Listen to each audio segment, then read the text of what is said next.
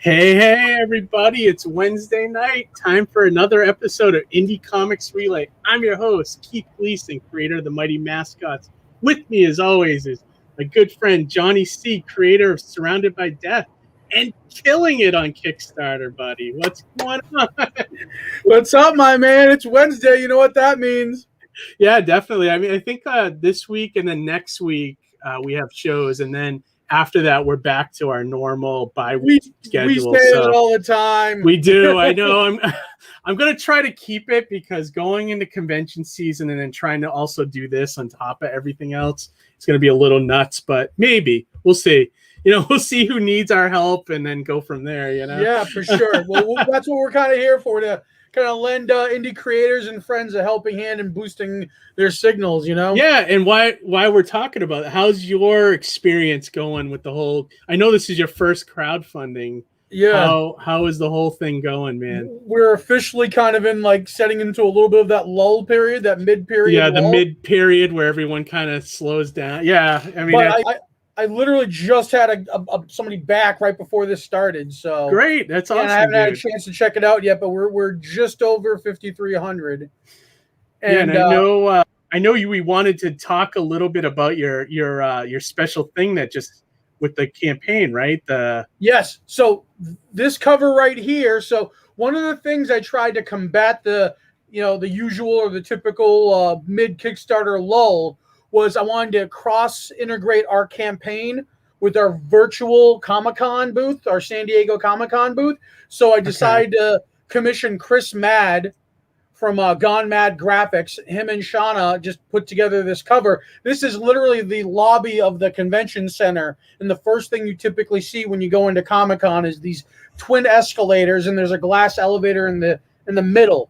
So oh, very cool. And then so we decided to take a bunch of cosplayers that have been zombified and just have them overrun the escalators while my characters are in the elevator. And that's still surrounded by death and surrounded by death. Exactly. Yeah. And that's a photo reference of the actual convention center. So anybody who's been to SDCC and has been up those escalators, that should seem like a familiar image to them.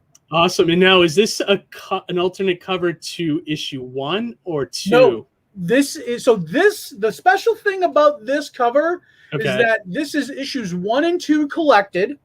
Okay. Plus, there's going to be an exclusive 8-page epilogue to Very 1 and cool. 2 that's only going to be in this book.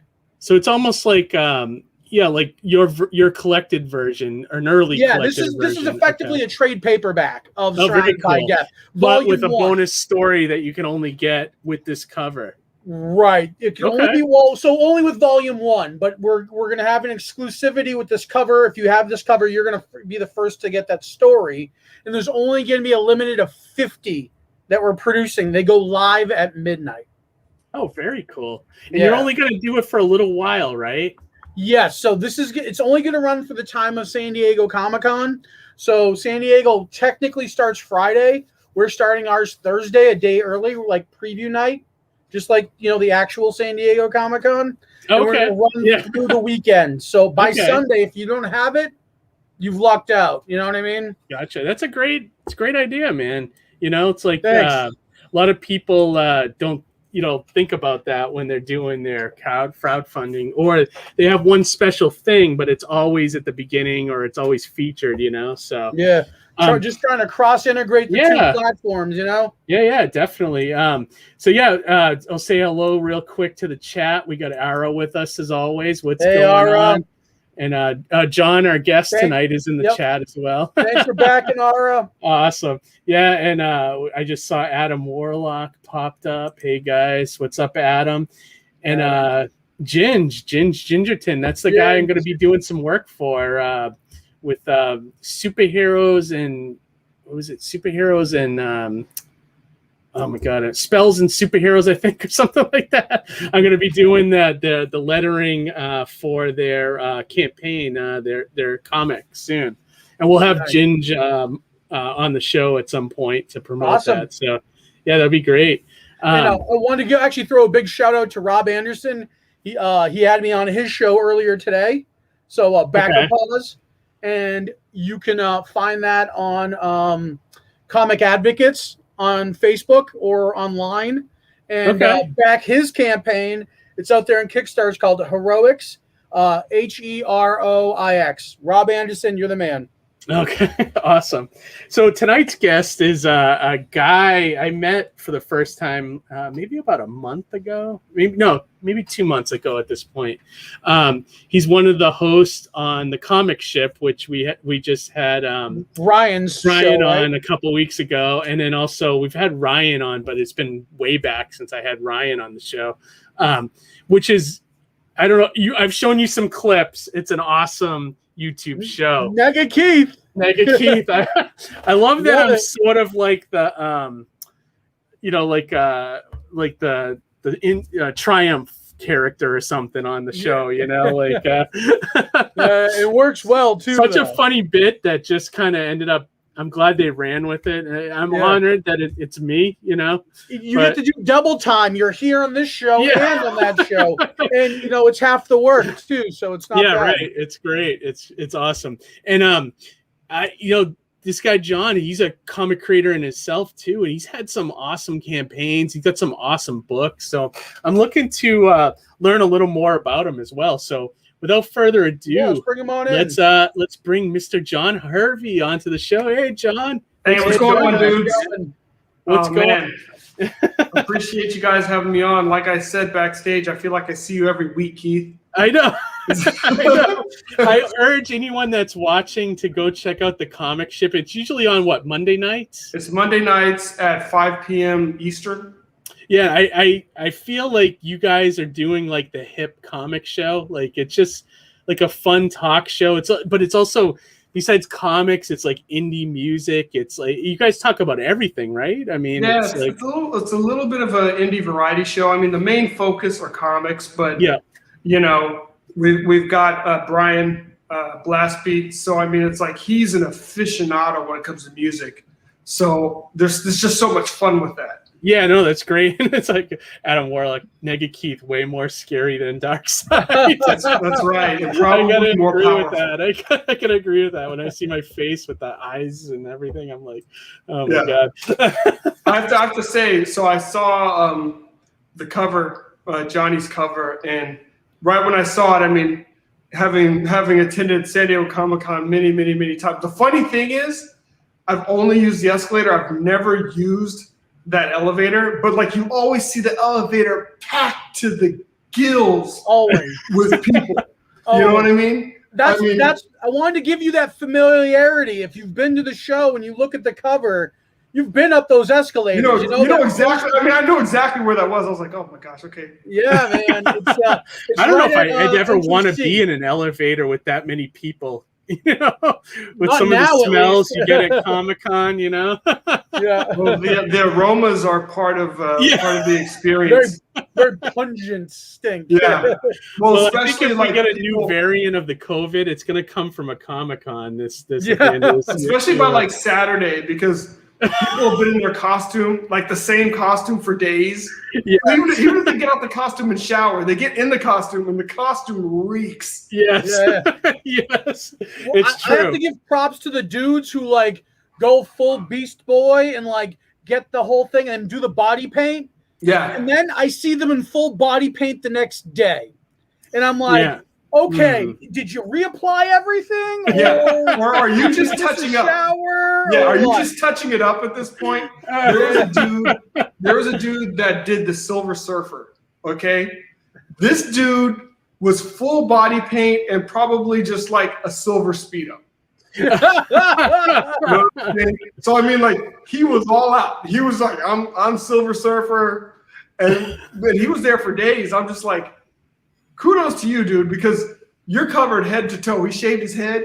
Oh wow, this guy committed, huh? Yeah, he was all in. He was all in. That's awesome. Yeah. Yeah. So John, I know you're a comic creator and everything. The one question we always ask our guests, like right up the front, is like your origins. Like, what was there a comic or a movie or TV show you saw when you were a kid that kind of put you on this path to becoming a creator or wanting to be part of this industry? Yeah. Is there something you can point to? Yeah, I can definitely. But before I say that, I always say Gingy Gingerton. That's all I'm going to say. Because Gingy Gingerton. Okay. That's what I say. And Ginge will rectify that himself, I'm sure, when he comes on the show. But I always say Gingy Gingerton because I think it's cool. I'm probably wrong. I'm probably just like I'm like ebonifying, making ebonics. I'm making his name. But I love that the anti-life equation variant. Yeah, I agree. Yeah, sure. Oh my goodness! It'll be some dude in his Darkseid outfit. Yes. Exactly. Exactly. It's like I've got it in this vial. So for me, I've been into I've seen quite an evolution and a change. Kind of almost like a sine wave in comics. I think we're on the uptick again. But I first started reading comics before there really were comic shops. Oh, really? When I first started reading comics, the first way I got into comics, I was with my mom, and we went to a dress shop where she's, but across the street from the dress shop was a 7-Eleven. So I'm just a kid, and the dress shop had your staple magazines. They had like a Fantastic Four comic book, and it had like another comic book on there. Okay. Someone had just gone across to the 7-Eleven and just randomly picked up a couple comics and brought them there so kids could read them. So, at this point, I knew about the Super Friends because I would watch them on Saturdays. I knew about, they were doing reruns of the Spider-Man cartoon. They would do reruns of the old Avengers, the animatic, like Captain America, Thor, Iron Man, the Hulk. The 60s ones, right? The 60s ones. So they rerun those. They reran those. So it's like I was aware of those heroes. So I would pick up maybe, there's a local kind of drugstore. I'd pick up like a Batman or a Superman or a Captain America. Pretty sporadic because at this point, these books were already in their hundreds. There's like episode, issue 100 and whatever. Then one day I went, they had 2 racks. I'm like, okay, that's a lot of comics to choose from. Mom's only going to give me 1, maybe 2 on a good day. So I'm going through the books because, hey, man, these comics are 35 cents. So, I mean, it's like, hey, Mom is going to, So I saw one book and I was like, okay, I see Iron Man on that book. I don't recognize a lot of these folks. It was Avengers. I want to say, I always forget the number, 183. But it was like a giant Crusher Creel was holding up Miss Marvel. Okay. Oh, okay. Is that some of the Roy Thomas issues? Dude, this is some of the John Byrne issues. Oh, the John Byrne stuff. Okay. Yeah. So it was Dave Michelini and wrote it, and John Byrne was the penciler on it. So like he's holding up Miss Marvel, and this was, dude, I had no idea. This was like Miss Marvel's first issue as an Avenger. And so she's holding her up like he's King Kong. The Beast is attacking him, and Iron Man and the Vision. I didn't know who the Vision was. I didn't know who the Wasp was. But like I was captivated, man. I read that book multiple times that day. Awesome. And got to understand, this is back in this day, like it's cool to do all this stuff now. It wasn't cool back in the day. No, I grew up in the same time. Yeah, it wasn't cool. No, it was not. I remember being in high school and I had like a, I'd wear a Joker shirt, and even then I was like kind of like, And then like when it changed, I noticed it was like probably about 2010, I think, when I saw some kids that were like in the 3rd grade wearing X-Men shirts, and I'm like, dude, if that was me growing up, I would get my ass kicked for wearing that, It just was not cool. The comics weren't cool back then, No, I mean, like the last time when I was in school that I wore, like if I wasn't going to like a comic show, that I wore a shirt like that. I must have been like in kindergarten. And I wore a big Superman shirt, big S on it. Yeah. Man, I got dissed. Older kids came over to the playground and they wanted to mess with me. Yeah, I believe it. I mean, it's like you put a big target on your chest, bro. Yeah. Well, now you wear that and everyone's like, that's awesome. Where'd you get that? You know what I mean? Like, it's so different from when we were growing up. It's interesting, But with that said, though, I still found my community of friends. Like, I remember one time I was over at that local drugstore, and a buddy of mine, I guess his mom was over there too. So like we were both over by the rack, and we kind of looked at each other, and then you kind of look at each other because first you're kind of like, oh man, is he gonna, be like, oh, you're a comic book nerd or whatever. Yeah. That was cool to be a nerd. It wasn't cool to be called a nerd back then. It's like, but then we both realized, and then I realized he was collecting Daredevil. I was collecting Avengers. So then we started like, hey, I'll come by. Let me read your Daredevil. You read my Avengers. And that's actually where I read the Frank Miller run. Oh, wow. He had the Frank Miller. You got to understand, man, we were kids. Our comics were in awful shape, dude. Yeah, because you didn't think about collecting at that time. No. You just wanted to read. We actually read the comics. We didn't just collect variant covers for resale. Yeah, in a clamshell. You know what I mean? Like, but we actually read our books. The time period you're talking about, that's like, I mean, the creators working on books back then, and blown away. You know, and it's not like, you know, like picking up a comic now, it just would not be the same. I mean, you know what I mean? It's just like there's too many, like, you know, I don't know. It was a different world. It's a different world, you know. It was like you were finding like that, like when you find like a cool indie artist or something indie, you know, it was like kind of like a world that no one knew, you know what I mean, at the time. And like you said, it was just not cool to be a comic reader. No. What were you say, Johnny? I was just gonna say it's like if you look at in terms of like that type of balance, right? It's like the difference between Clerks 1 and Clerks 2. Yeah, from like an indie film kind of perspective. You know what I mean? And Adam Warlock said, people respected my Wolverine and Punisher shirts growing up. Everything else wasn't cool, though. Yeah, that's true. That was the other thing I was going to say, is that there's certain generations where something's the most popular thing, and that's what everybody's going to gravitate to. So, like, whereas I kind of grew up a little bit in the 90s where it's like the anti-hero was kind of like the most, you know, coolest character, and, you know, they really put Venom and Punisher and Moon Knight and all those guys in the forefront. And like Brian was saying here too about, you know, he used to wear a Max t-shirt. It's like, because MTV was cool, and, you know, at the time, and then, you know, they had the Max TV animated show, you know, and that was like the 90s, right? When those guys were kicking ass. Spawn on HBO was like the wildest thing I've ever seen, because I mean, there it was reading the comics week to week or month to month rather, and then I'd turn on HBO, stay up late at night, and literally these comic books were coming to life. Yeah, I know. It was just so awesome to see. But R-rated too, which was cool, you know, and just, you know, just like that was amazing.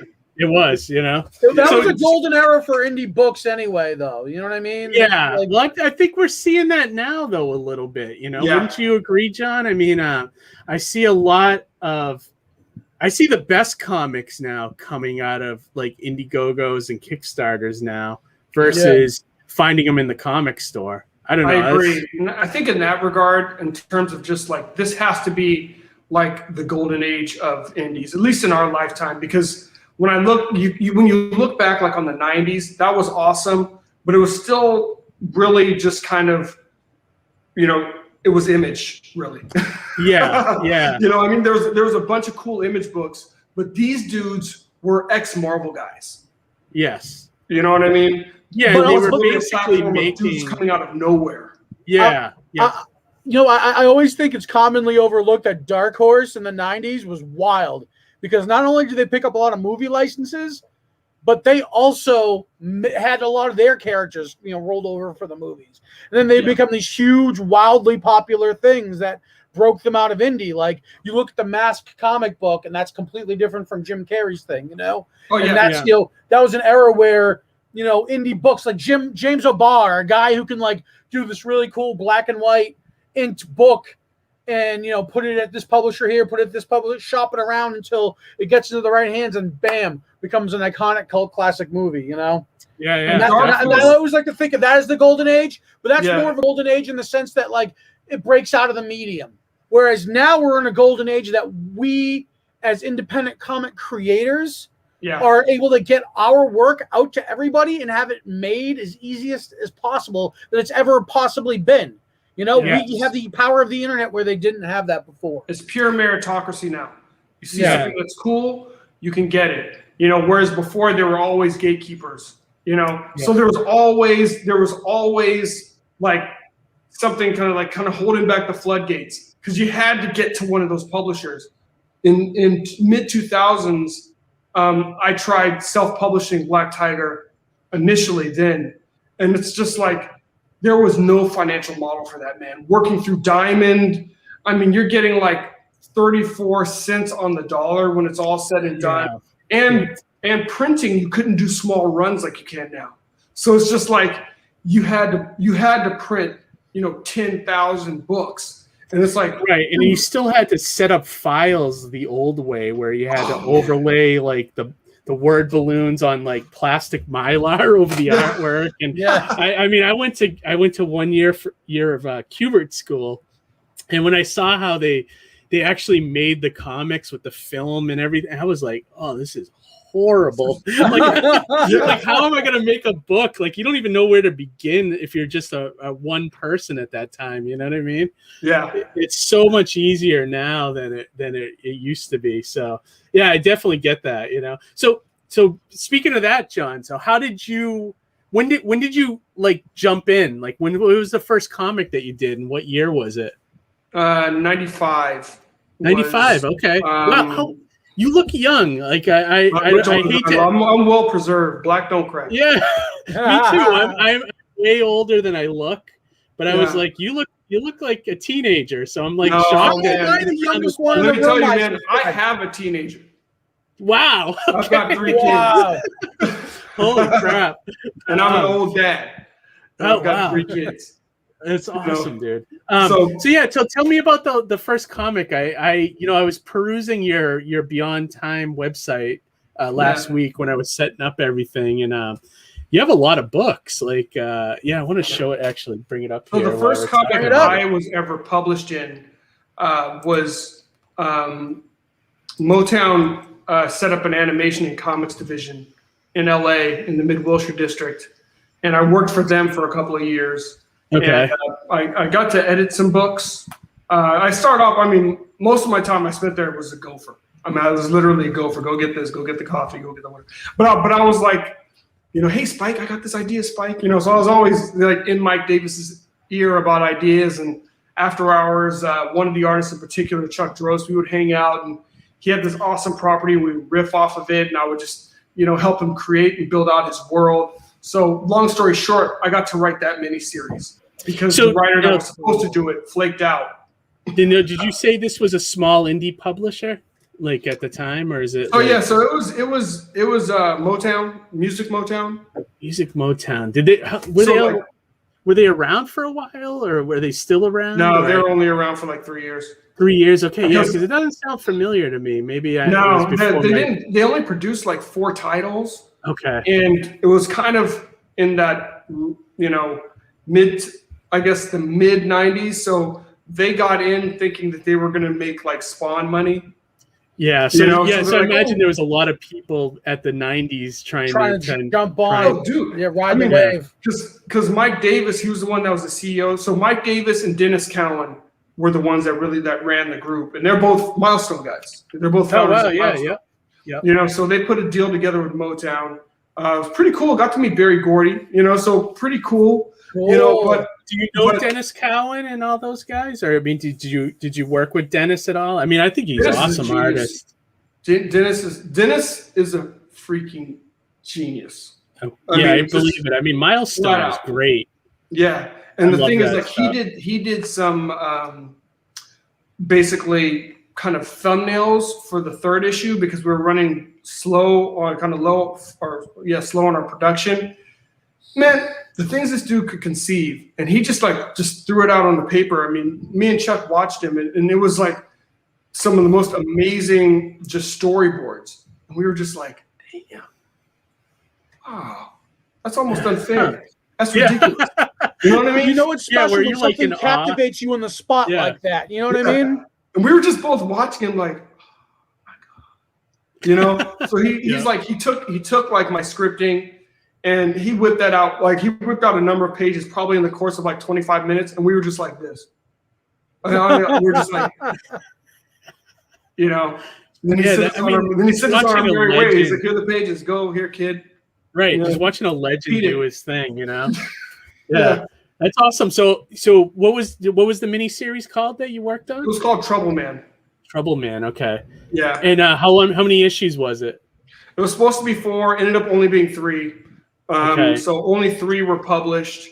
And then shortly after that, Motown folded up because, at the time they went in, and I guess the way the business plan, I don't know, I just was a gopher, but I guess the way the business plan was written, the expectation is they were going to be moving hundreds and hundreds of thousands of units, and they're moving in the tens of thousands of units.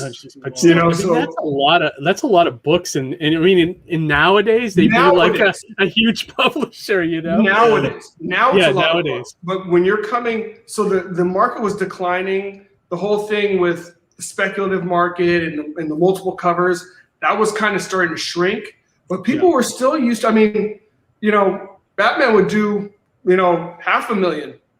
Yeah. You know, and you know, some of these books would do a lot in terms of units. So they were like, they had a real expectation. Spawn would do 1 million in terms of units. Nuts. You know, so the expectation was, and when they were getting like 30, 25,000 units sold, they were like, okay, this isn't what we got on board for. You know, so, like, we're gonna fold this shop up. Did your mini series leave off on a cliffhanger that people never got the 4th issue? Yeah, dude. I was just saying, could you give an elevator pitch on Trouble Man? I'd love to kind of find out what it was like or what it was about. Trouble Man was, I call it a mix between, I'd say it's Men in Black meets Mobius. So, okay. So it's an intergalactic group called the Institute that is, you know, defending the known universe, and they're doing it with kind of secret agents that, you know, they all, you know, a little bit secrets, you know, a little bit MI6 style. Each agent has their number, but that's it. So they don't go by their name. They just go by their number. And you have one agent who is pretty a grizzled veteran. We didn't get to fully unpack his story, as how he went from one of the best to now one of the guys who's kind of on the, you know, giving fringe work. And he gets paired with a new recruit out of the Institute's training. And, you know, she's a firecracker. She's, you know, very self-confident, and she's, you know, sexy. And, you know, together they just get into a whole bunch of trouble, you know, because she's just like, you know, she doesn't know what no means. She's like, yeah, I don't know that word. Did Motown keep the rights to that IP, or do you own that? So it was my buddy Chuck Drost's property. Oh, okay. So I know he was working to see if he could get the rights back. There were a number of good properties there. That one, Casual Heroes by Kevin McCarthy, was really, oh man, I love that property. We only got to publish one of the 3 issues, and I have the other 2 like in there. I mean, because we actually had them in proofs and everything on the long paper, you know, and we just never got them out. So I mean, it's like so much good content. Oh, yeah. Dude, so much good content that never got released. But I hope that those guys actually get their stuff and they can release it. And you can imagine other companies probably have the same thing, like 1 million comics that are just probably amazing, but no one will ever see, you know. A buddy of mine from Motown, he worked over at CrossGen. Oh, okay. You guys remember CrossGen? And I heard CrossGen had like a whole library of stuff, like just never got published. They were growing, but I guess they just grew too fast. So there's like a model of CrossGen was really cool, but like after 2 years they lost it. Whatever happened. CrossGen was the guys who did the Night of the Living Dead kind of universe thing, right? No, they were.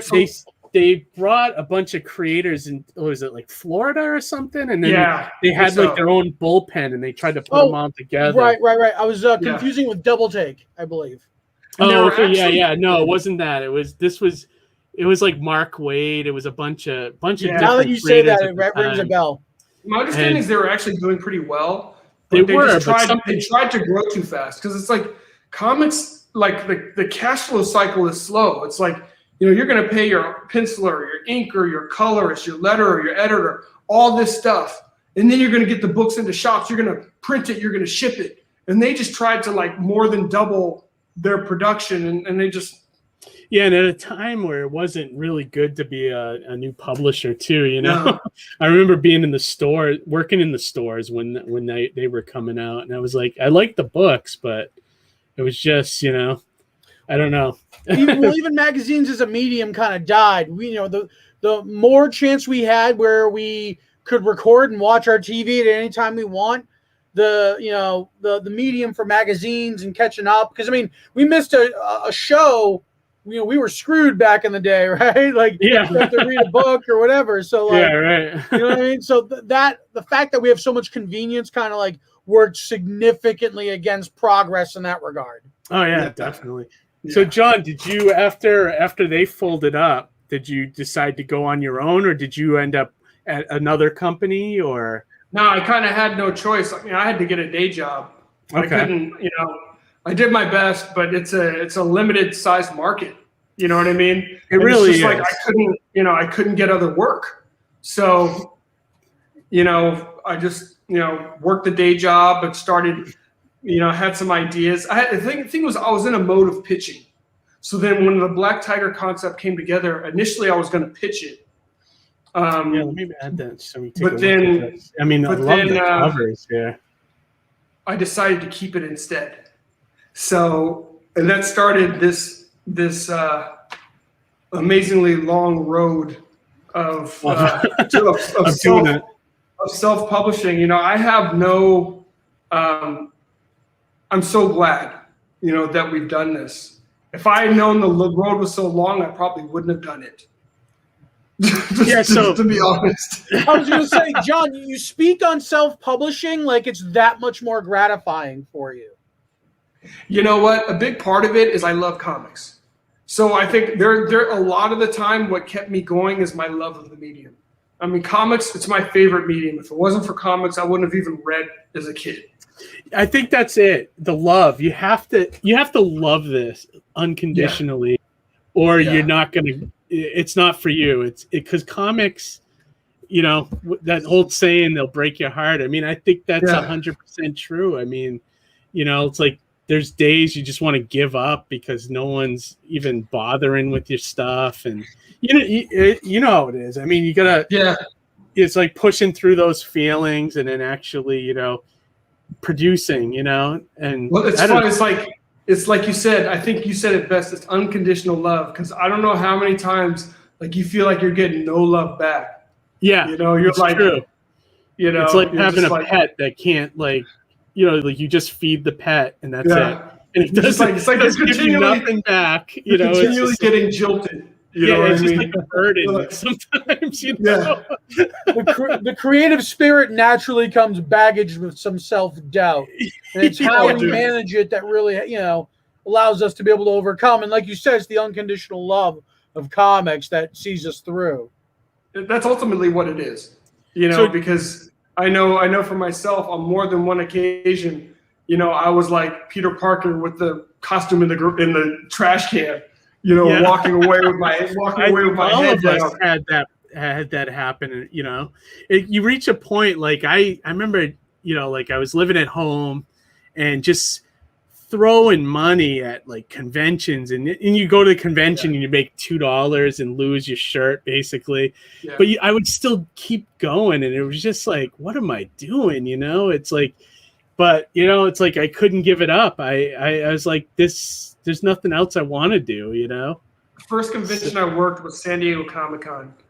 And this was that's not true. It's not the first. This first one I worked independently. So I worked San Diego Comic-Con before in the 90s with Motown. But when I did my own booth, so me and my now wife, but at the time, she was my fiance, we had a booth, we had a table, and this is when we first started trying to publish Black Tiger through Diamond, and we had a ton of books left over, man. I mean, I think we had to order something crazy. I forgot how many thousands, but we had at least 1,000 books more because of what the print run was than what Diamond took. Oh wow! So we had a boatload of books. So we're like, okay, convention circuit it is, man. We go to this convention, dude. I don't know what kind of ink like the printer was using. Dude, I get high and sick off the ink on the book. I mean, just in is the that boxes. Like the same place where George Costanza had those envelopes? Yeah, the wedding invitations. Yeah. I mean, I'm a freaking wreck. I'm talking like Froggy from the Little Rascals. My nose is running. We're at the convention. My wife is helping out a ton. She's being awesome. And you do all the things you're trying to do to draw people, and you just realize it's like I was like, we went to San Diego a number of years, and the best part about it were the people. So it's like, and like there were a number of times like we'd have the similar booths that were around us. So a lot of cool stuff, but it's like from an economic standpoint, I mean, I was always like, well, I'm marketing. So I'm getting more people to know the books. Man, I never once turned a profit at that show. No, yeah, never. no. Never I mean, once. Never. I went 10 years of going to conventions before I actually started breaking even at tables. And like, I mean, everybody you run into, they're doing amazing, but you know it's not true. I mean, Yeah, I know. it's like everybody's like us, you know. You just put up that good front, like, yeah, man, I'm doing awesome, Yeah. you know. But like, you know, they're not making table. And, one of my buddies, just like a couple of days ago, he sent me a text with this giant Galactus figure, and the inside joke behind that was like at one of the San Diego Comic-Cons preview night. I forgot which toy or statue making company, they released this giant Galactus figure, and this figure was hundreds of dollars for this one figure. I can't tell you how many people came by the booth, and dude, my books are like $3 or $5 a pop, $3 a pop maybe, and people are like, "Hey man, I don't have any money left," and they got this like $500 Galactus toy. I'm just like, I know. I'm like, come on, man. We've all seen that. Yeah, it's definitely Give me some lunch money. Yeah. You know, I just want to go get a hot dog right over there. I can't even leave the convention. Why, when I look at a Comic-Con now, and it's like, if I see that it's dominated by actors, I'm like, nope. Yeah. Because after those people pay those hundreds of dollars in autographs, they're gonna have nothing left, you know. Yeah. So I try to avoid shows like that, unless it's like a San Diego or a New York, where it's like you do well just because of the sheer number of people, you know. Yeah, and that's the other thing too. Is so with San Diego, like I got a few. I do it every year, and I have a few key things that are working for me. One is that I'm part of a collective, so we all share booth space, and we share the financial response. So it's not that it's a big hit off the wallet, but not too bad for a show that size. You know what I mean? So that mitigates it. And then the other thing in the back of my head is that I go for a day before, stay for a day extra, make a mini vacation out of it, and enjoy some. I'm from Boston. Go to TJ. Yeah, exactly. Go to San Diego, enjoy it a little bit. Go to go to TJ. Go to Tijuana. Yeah, Yeah, and just like Brian said here, just like imagine it's the same with a band. The Circle of Hell, where people pay $8 for a Coors Light, but we'll pay $4 for your 7-inch record. Man, Brian hit the nail on the it's head. the same thing, same thing. Trying to sell somebody something that they don't have any idea about, it's like you could sell them anything with like Batman on it, but the second you try to sell them a new comic or a new idea, it's like, forget about it. I have a cosplayer dressed as Batman on my cover right over here. Yeah, right. But try to get that cosplayer to buy it. I bet you show it to the cosplayer and he still won't buy it. Yeah. It's just like one of those things. Yeah, and Jeff's saying here perfectly, the hotel costs. That kills it Jeff, too. He knows. Yeah, I mean, I started looking into Airbnbs now. I mean, because it's like you can probably stay at one of those for like $50 a night versus a hotel room for $200. Exactly. Gotta shave the cost wherever you can. In San Diego, you did do that 9 months ahead of time. Yeah, exactly. Almost gonna plan it like 2 years ahead. Whatever. I hope to get out there one of these days. I've been trying. I keep applying every year. So one of these days I'll do it get for out the there. spectacle. Like we kept doing it because you meet a ton of great people. Yeah. And you have a boatload of fun. And every time I see something I've never seen before, I'm just like, it's totally true. my I goodness. went once.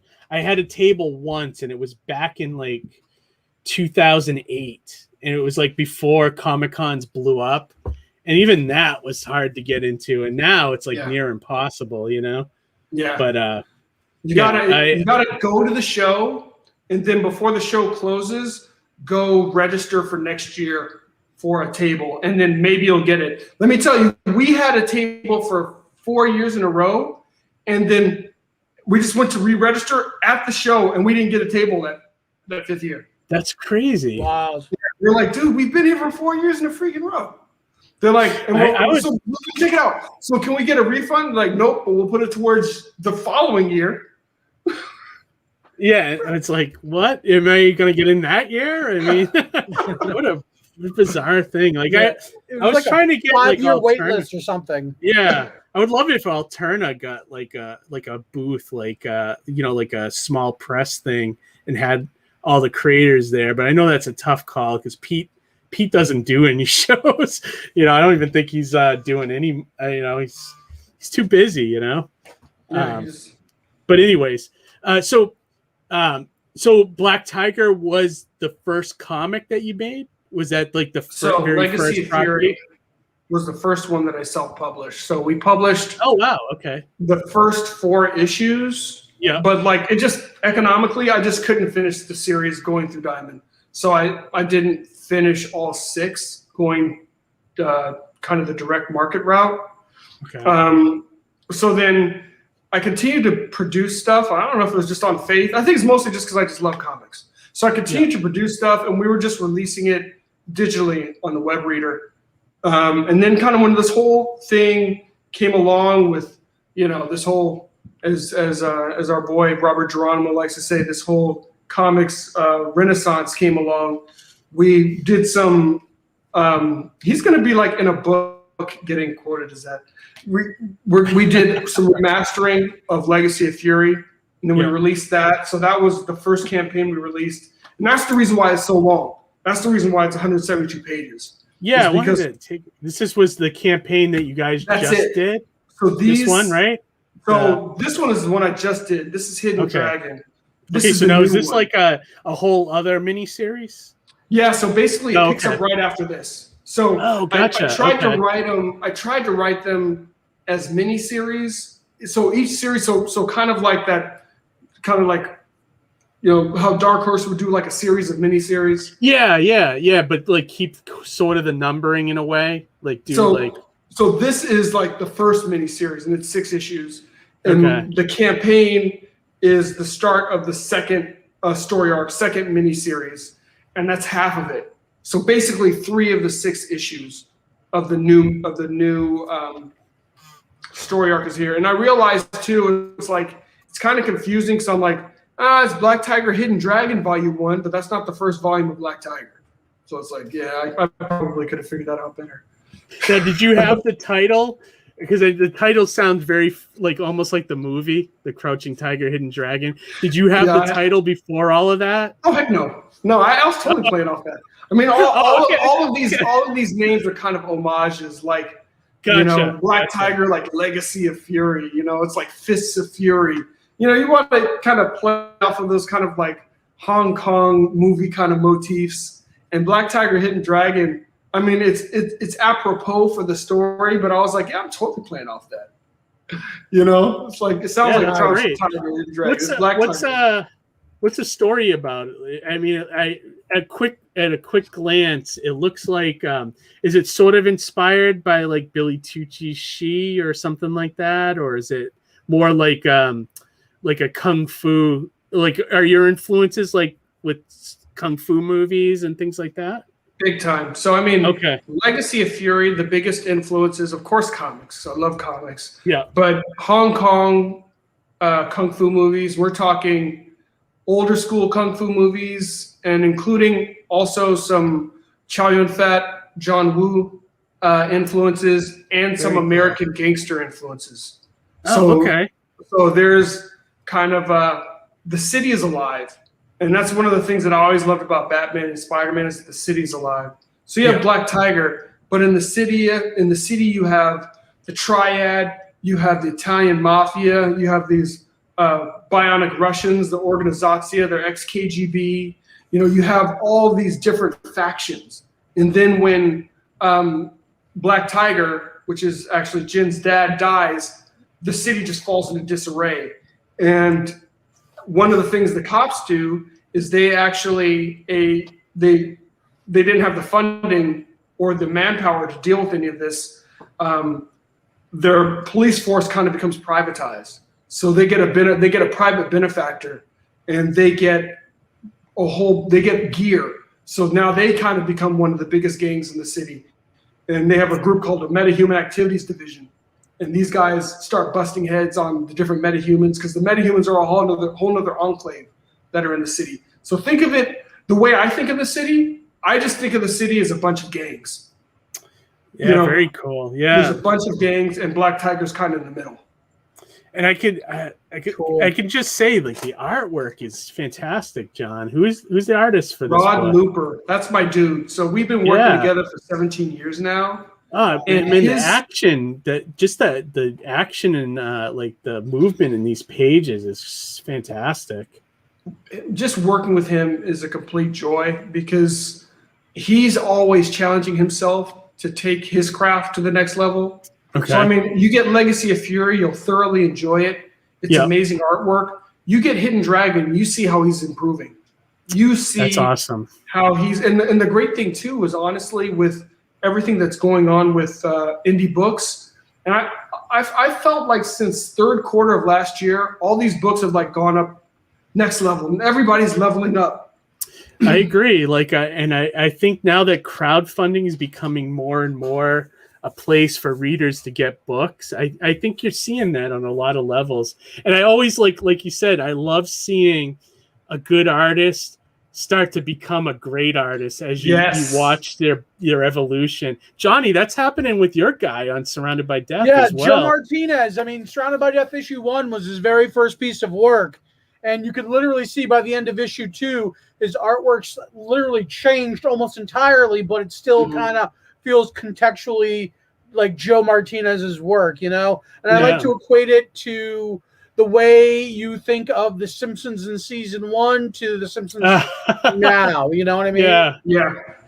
But you know what? A lot of our favorite artists, you know, that's kind of how their trajectory has been. Like, I've always been a big John Byrne fan. And, like, you look at, like, some of his early artwork, I think he was doing, like, Marvel team-ups and all kinds of stuff. It's good. It's good. Man, look at this page. That's insane. That page right.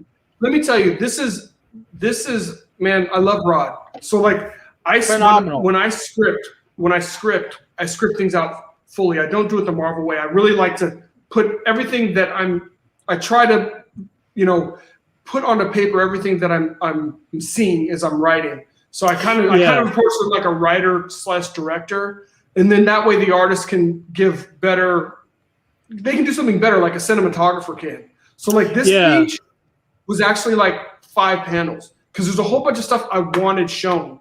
And Rod's like, no, I'm going to make this a splash page and everything you want, I'm going to give it to you all in one image. So you can tell that the dragon is manifesting from the ground up. You can see people on the dragon. You can see the devastation. And you can see it all in one flipping image. Yeah, and what the angles, everything about it, it's the details, phenomenal. A good artist can do that in a collaboration with a writer. Is that like, I will give you everything that you want, but I will give it to you in a way that you don't see coming or expect, or they, you know, it's almost like as a writer, I see things maybe an artist doesn't see, and vice versa, right? Exactly. That's one of the things I love the most about comic collaboration.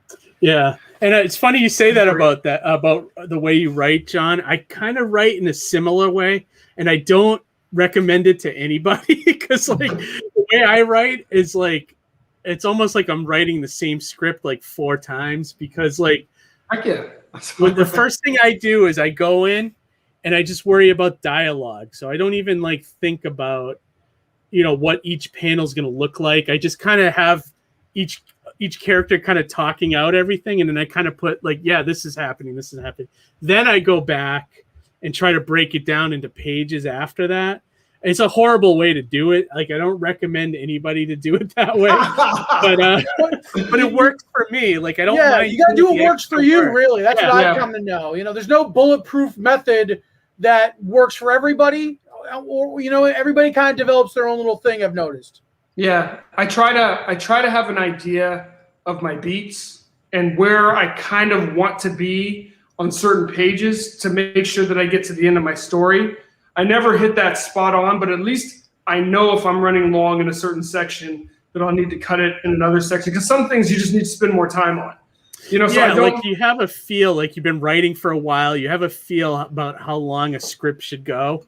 And then you kind of like, okay, this is a good chapter break right here, you know? You kind of get that, and then you try to, like, I guess, live within that, you know, whenever you write an issue, you know? Yeah, you try to give yourself some liberty, but you also, you know, because I know myself, I'm I'm such a fan of choreography. You know, I could do that for a whole book, but then it's like we need to also move the red thread of the story along as well. So, you know, so let you me gotta ask make you sure this. that Like you said, you're a fan of choreography, like those fight scenes that we saw, you know, further up here. Do you actually write those out? I'm like generally like this. Like, would you write this scene out, or would you have the artist? This is an homage. This is an homage to Jackie Chan. Gotcha. So basically, okay. you know, she's in her civvies, but she's using like a little bit above there. She uses a stapler to block the knife, and then the dude's in a chair, so she's moving him in the chair to avoid the, you know, it's kind of like Jackie Chan uses whatever. Yeah, like when he rescues somebody and like he's using them in the fight. You know, I know exactly what you're talking about. So like I write things out, and I'll also give screenshots of stuff that I've seen, or I'll find pictures of pieces that I think fit in, and sometimes I'll even use a little bit of 3D modeling because my drawing is atrocious. But then what ends up happening is I'll lay it out, and then once Rod knows what I'm trying to do, he'll be like, I can do this better. Once he knows what I'm trying to do and what I'm trying to get across, then oftentimes he'll do something even more spectacular. But I feel like it's my job to not make him guess what it is I'm trying to achieve. Yeah. Yes. Yep, that's awesome. But that also comes with a long-term collaboration between you guys. Yeah. And he pushes back. Yeah, I was gonna say, how are you on your time? Are you good still? I'm good, brother. Yeah. I'd say let's go a little longer. I mean, I'm enjoying this conversation, and like I want to learn more about this this book. So yeah, so you've been doing this book and this character almost your full career now, right? This is like 12 issues total, or is that like so far completed right now? So far it's 9 issues completed. Okay. So volume 2 will be the last 3 of the Hidden Dragon story arc. Gotcha. And do you have long-term plans for the character to keep going? Yeah, I do. Oh, good. You know, so with the next volume, it's about 8 pages or less from being completed from a pencil and ink standpoint. Okay. So those 3 issues are almost completed from a pencil and ink standpoint, but they need to be colored and lettered. So we're gonna, we'll have this campaign, we'll deliver on this one.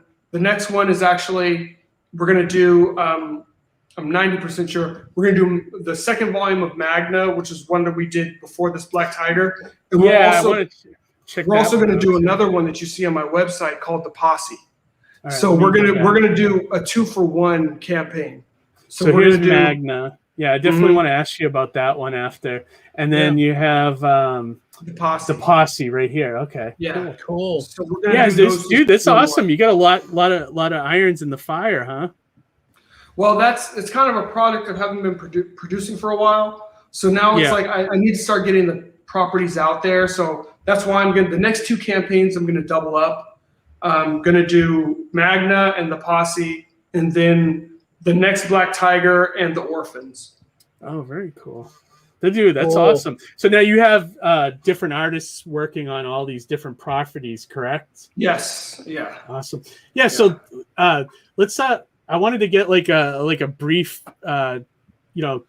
description of each series. So like when you have future campaigns, we could definitely follow you and and people can stay. So what's Magna about? Looks like it's sort Magna, of like all this takes place in the same universe. Oh, cool. But but Magna is actually, it takes place in 1942.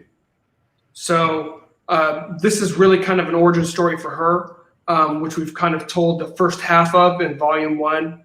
She goes from her provincial life in Tree City, Idaho, and this werebeast attacks her family, and she's always had supernatural abilities. So now it kind of comes to the fore, that her family moved from Finland to the U.S. to escape this creature. So she ends up defending the family and learning that she's adopted. So then she goes on a journey to find out who she is. So she returns to Finland, and this is, World War II is raging, in Finland at that time. So she finds herself embroiled a little bit in some of what's going on historically. That's what you see on the second cover. And then she finds herself, because Finland is just like a hop, skip, and a jump from Asgard, she finds herself in the company of what we call the last pantheon. It's a hodgepodge of pantheon members that have bound together for survival. And she now finds herself in the middle of their struggle. She learns more about who she is, and then kind of whether she is the going to be their salvation or kind of the harbinger of the end for them.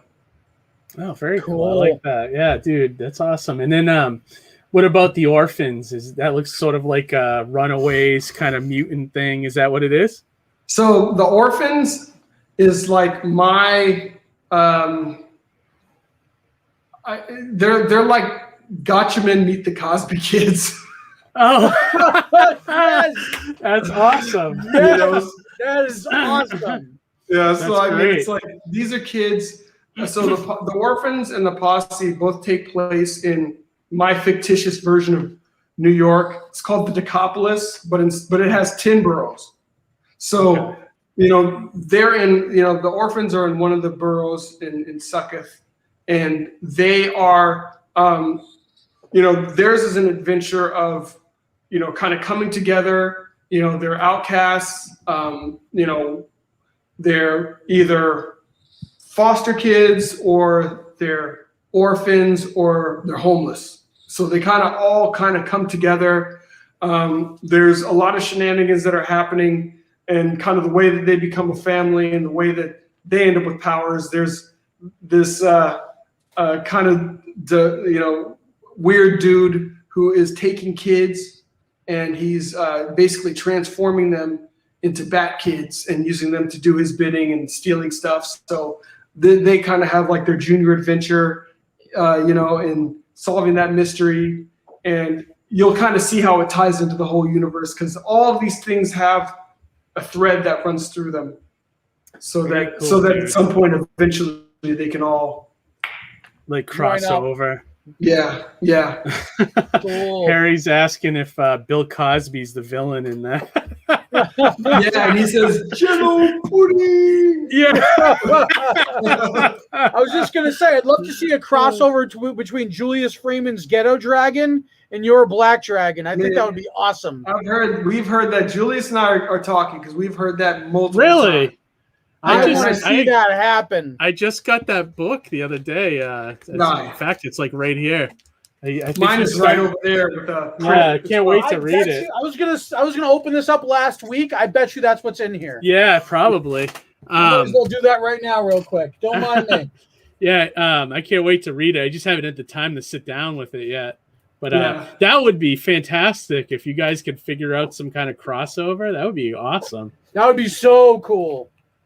Hey, why not? I mean, that's what you can do with crowdfunding, right? I mean, you guys work out a deal and then you could do something like that, So technically, Surrounded by Death is crossed over with Bob Sally's Jasper Starlight Tavern.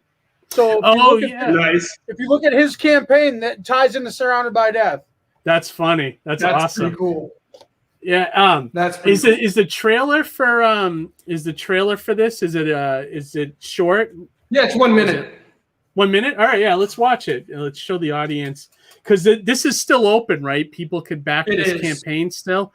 And can they get the first volume as well? Yes. So we're doing a reprint of the first volume. If you get the Catch Me Up, you'll get 260 pages of Black Tiger. You'll get the 172-page Legacy of Fury, and then you'll get 88 pages of Hidden Dragon. So very cool. A lot of Black Tiger to keep you preoccupied. Yeah, so let's take a look at this. Why is it? Maybe get you some more backers. Awesomeness. Tiger. Oh, here we go.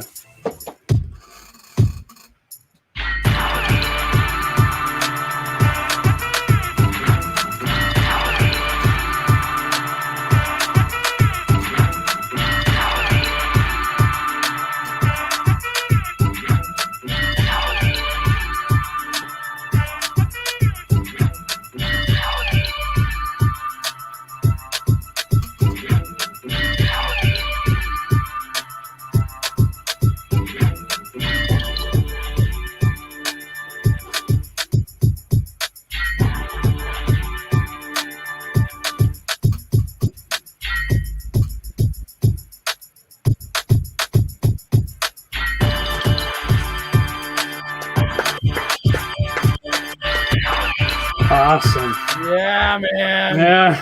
That's awesome. That's great. That is That's awesome. Awesome. Thank you. Yeah, Dude. this looks great, man. Great music too, dude. Yeah, definitely. It complements it perfectly, you know. Hey, just for anyone that needs music, that's my dude, Scott Thrill. It's at Scott_Thrill. He makes beats that are sick. So, and he's available. So I'm just saying. Nice. Julius's Black Tiger. That's great. And then Ryan, Dem Beats. That's great. That's awesome. Yeah. So anyone out there checking that out, you can catch up. There's a catch up tier on the campaign. Let me see if I can find it right here. Is that the feature? Yeah. Catch Me Up Tiger. Catch Me Up Tiger. You get the first volume and the newest volume here, and you'll be caught up on the entire run. I may have to dip in on this because this looks great. Yeah, it looks really good. Appreciate that, man. Appreciate it. And you get how many pages again? You get 260. Oh wow, that's great. Yeah, because you'll get 172 in the first and 88 in the second. That's awesome. And I mean, you've seen the art. This is awesome kung fu. Gorgeous action. Artwork. Gorgeous. You get storytelling. Different martial arts styles. Here, she's battling a master capoeira. So, okay. We try to mix it up a little bit too. You know, show elements of the style, but then also just kind of like in a kung fu film, we also want to make it kind of a dance. So you want to make it, really flow and make it a lot of fun to watch. Yeah, dude, that's awesome. Yeah, I'm all about the action in comics. It's like we've gotten it, like the way they write modern comics, it's like devoid of action now. Did you notice that? It's just like a lot of people just talking, and like if there's an action scene, it's like less than a page now. It's like I used to love when Kirby and Lee would just do the whole issue was like a lead up to the main event, and they would have a big fight. They don't do that stuff anymore, Well, it's because there's a difference for making comics for comics' sake and making comics to be made into a TV show or a movie. Yeah, because once you're making something for a TV show, you got to say, like, okay, well, how would this work from a budgetary perspective? And then you're like, too much action, too much going on. That's too expensive, pare that down to just talking heads. And I'm like, how boring. How boring. Well, that's also that's a good thing. That's people getting into the industry for the wrong reasons, I feel too, I think that's any given CW DC show is that talking heads. You know what I mean? Yeah, right. Because they got like $100 budget, Yeah. At first Arrow was bringing some heat. And then it turned into a talking head show. You know what I mean? The action, the first couple seasons, there was some good action on that show, man. Yeah, it was. It was choreographed well. I agree. Yeah. And then you just start. Yeah, like Donnie said, it became like a talking heads thing. And the other thing that drives me nuts, like I often talk about like with action in comics, it's like if they had done Avengers Infinity War and they just sat around and talked to Thanos, people would riot. You know what I mean? Like if that was in a comic book, people would riot. You know what I mean? And like that's why I think like it's just such a lost thing from comic books. I love the fisticuffs. I love seeing how the heroes triumph over villains. It's like I don't know. Yeah. It's just like a lost thing. It's like you lose the fantastical elements. At the end of the day, it's entertainment. Entertain us. Exactly. Yeah, exactly. Not everything has to be lofty and like intellectual. You know what I mean? Sometimes I just want dumb entertainment. It's like I don't know. You're gonna solve this problem with your fists. Go. Yeah. Yes. Yeah. Exactly. Like just sometimes you just want to watch Wolverine just like go through 100 guys. Yeah. And it's like they don't do that kind of stuff anymore. Instead, he's like, hanging out at the Hellfire Gala now. Show me the balance between like John Wick and like the diner scene in Heat. You know what I mean? Like, if your book can do both of those in one issue, like, awesome, bro. You know what I mean? Yeah, definitely. That's awesome. So check out John's campaign. I mean, this looks great. It's still open. Is the Magna one still open, or did you close that one off? I closed that up. Okay, I knew you were doing that one for I'm a still while. I'm still figuring this whole crowdfunding thing out. The next it takes one, a while. Yeah, dude. I thought I was being smart by closing it out, but then a whole bunch of people asked about it after it was closed. I was like, yeah. Well, I wish I had kept mine open too, but I was like, yeah, it's like stuff you learn. You know what I mean? Like, your Ford Focus couldn't handle it, Keith. I know. Exactly. Yeah, and just like what Brian said here, the only budget is more pencils. Show the Terminator riding a dinosaur. Yeah, I mean, you know what I mean? Show flying aircraft carriers. Yeah, the more fantastical, the better, you know? Exactly. I agree. You know, so awesome. All right. Well, so we're about 100 and we're about an hour or 70 minutes at this point. That flew by. It did. I mean, whenever you have a great guest and a good conversation going, it always happens, you know? So John, where can people find you? Like, let's do some plugs for you. You can find me at Beyond Time Inc., Beyond Time INC, on Twitter and on Instagram and on YouTube. On YouTube, I have a few videos just kind of assisting people that want to be in the business of making comics with world building and just some of those elements, because people have asked me about those things in the past. And I will try to be more consistent in the postings, but mostly you can find me on the Comic Ship on Mondays. So actually, I wanted to ask you about that. Keith's there all the time. He just doesn't know it. Yeah, I'm like I'm a guest on that show all the time. Keith is on a weekly basis, and he's just not aware of it. Yeah, he's got a really good easy job. Paychecks just roll in. It's like when someone sees my cousin that looks kind of like me. And they're like, "Oh, I saw you at the mall," and I was like, "I wasn't at the mall." I'm waiting. Like Keith is gonna, complain to YouTube where the channel's gonna get shut down. It's like they're using, they're using my likeness, and I'm not getting paid. Yeah, no way. No, I never. I hold it as an press honor. Is good press. An honor that you guys do that. I think that's great. And while we're talking about that real quick, how did you and Ryan kind of come together to do a show? How long have you known Ryan? Well, you know what? He's got this awesome book called Hammerella. Yeah. And I have my book called Magna. And it was weird because it was almost like people wanted there to be some beef. They're like, hey, there's this other guy and he's got this book with a chick with a hammer, and you've got a book with a chick with a hammer. This is like they're trying to make like some kind of like Michael Jackson Beat It feud. So I was like, oh man, I saw his book and I'm like, this is awesome. So I was like, yeah. So I backed it. I'm like, thanks for letting me know. So you guys have become more friends recently then. Like, because Hammerella is like less than a year old, I think, at this point. And then, that's awesome. I thought you guys knew each other going way back. Mm-mm. Oh wow! And then I Blast Beat's not so crazy about Nega Keith. Yes. well, he's so negative, I mean, he's very logical, though. He might be negative, but he's very logical. And he's consistent. And so you guys started talking, and is that how you guys kind of came about doing a show together? Well, originally I just came on his show once. Okay. And then he invited me back. Awesome. And then Brian has some, Brian, he's a plethora of knowledge on not just music, but too. And I would see Brian back when Pete was doing his Monday night shows. The open mics, Yep. So I would always see Brian, and he was, always has something amazing. Like watching him on was always funny because you never knew what he was going to talk about. So the rest of us, you always knew what we were going to talk about. Yeah. We're going to talk about our campaign. He was going to talk about something. You didn't know what he was going to talk about. Whether it was about cards or comics or something crazy that's going on in the industry. So just, great personality.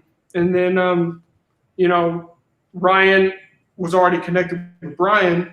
And then, after I was on the show, it just kind of organically happened. Came together. Yeah. That's awesome. That's great. I mean, like I said earlier in the show, the comic ship, the handful of episodes I watched are great. I like what you guys are doing. It's fun. It's very entertaining. And it's like an hour or less, right? Isn't it usually mostly about an hour most of the time? We do our best. It'll go a little over an hour. We try, but it's like you have awesome, just like here, you have an awesome guest, and after we've kind of done our you don't want to like overstay the welcome. Like you want like right now we're having a great conversation, and I could probably talk to you for another hour easily.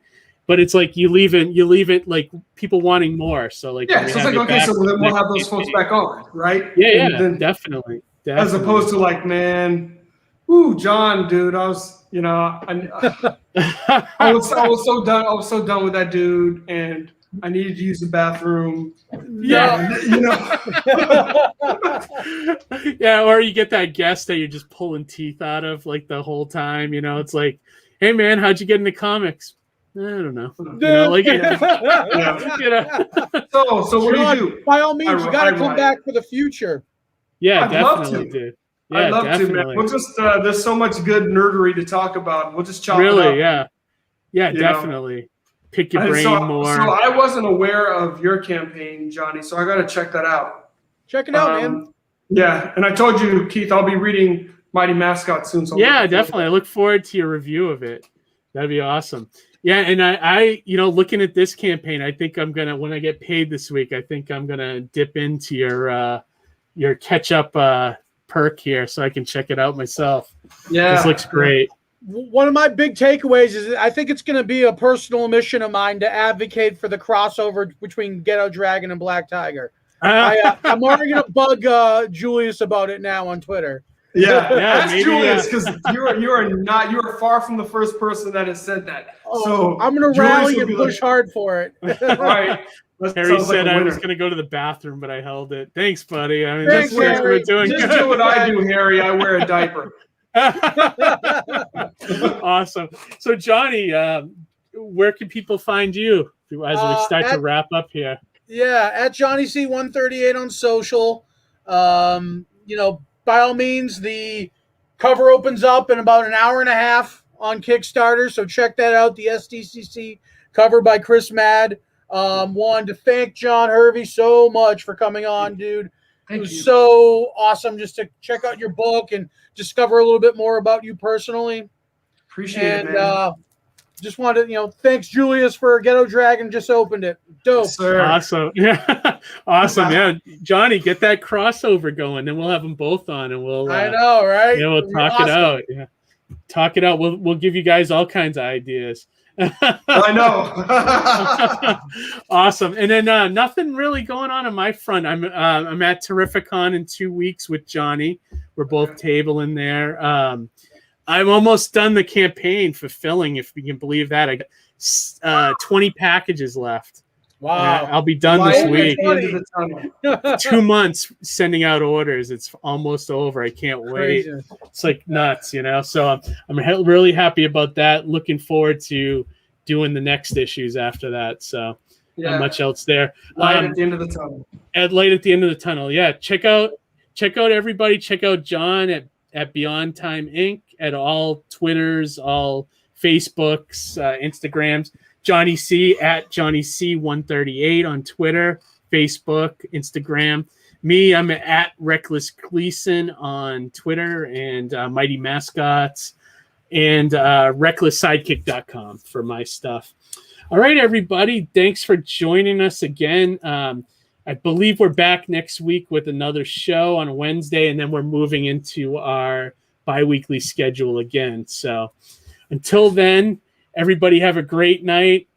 Back Black Tiger, Hidden Dragon, back Surrounded by Death, and then come back here next week and join us again in the chat. We love talking to you guys. Love having you watch. So thanks a lot. We appreciate everything. Have a good night, everybody. Later.